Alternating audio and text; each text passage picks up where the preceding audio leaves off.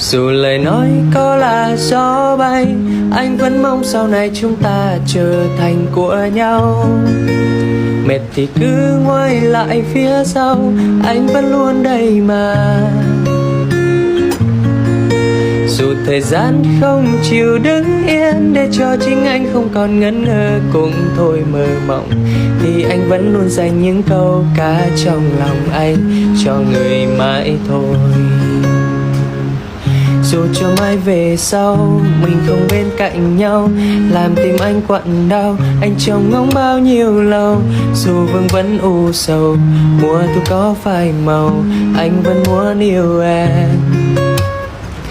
Dù cho muôn trùng phương còn bao nhiêu lời thương, dù mênh mông đại dương phải đi sát thương mơ màng, anh vẫn yêu mình em thôi đấy. Em ơi đừng để tình anh dở dang.